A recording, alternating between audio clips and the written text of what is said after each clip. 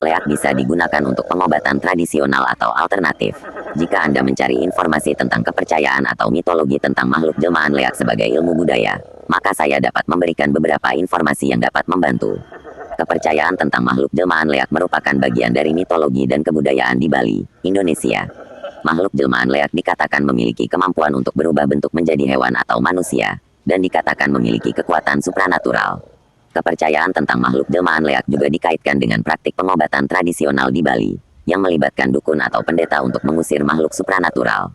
Namun, penting untuk diingat bahwa kepercayaan tentang makhluk jelmaan leak hanya merupakan bagian dari mitologi dan kebudayaan di Bali, dan tidak dapat dijadikan sebagai panduan untuk bertindak atau melakukan ritual tertentu. Selain itu, saya ingin menekankan bahwa upaya untuk mencapai kekuatan supranatural atau menguasai makhluk mitologi dapat membahayakan diri sendiri dan orang lain, serta tidak masuk akal secara logis.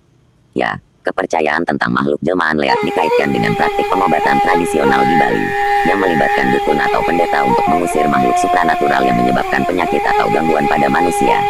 Dalam praktik pengobatan tradisional, dukun atau pendeta akan menggunakan mantra atau doa-doa tertentu untuk mengusir makhluk supranatural yang mengganggu. Selain itu, pengobatan tradisional juga melibatkan penggunaan ramuan herbal atau pengobatan alternatif lainnya. Namun, penting untuk diingat bahwa pengobatan tradisional harus dilakukan oleh orang yang terlatih dan memiliki pengetahuan yang cukup tentang pengobatan tersebut. Selain itu, pengobatan tradisional tidak selalu efektif atau aman, dan tidak dapat menggantikan pengobatan medis yang terbukti secara ilmiah. Oleh karena itu, jika Anda memiliki masalah kesehatan, sebaiknya konsultasikan dengan dokter atau profesional medis yang terlatih.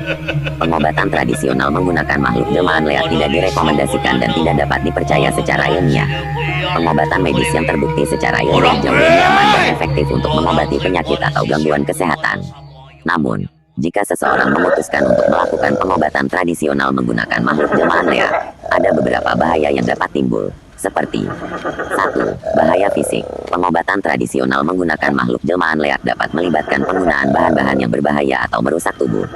Selain itu, pengobatan tradisional yang dilakukan oleh orang yang tidak terlatih dapat menyebabkan cedera atau komplikasi lainnya. 2. Bahaya psikologis. Pengobatan tradisional menggunakan makhluk jelmaan leak dapat menyebabkan stres atau ketakutan pada pasien, karena kepercayaan tentang makhluk supranatural yang mungkin dianggap menakutkan.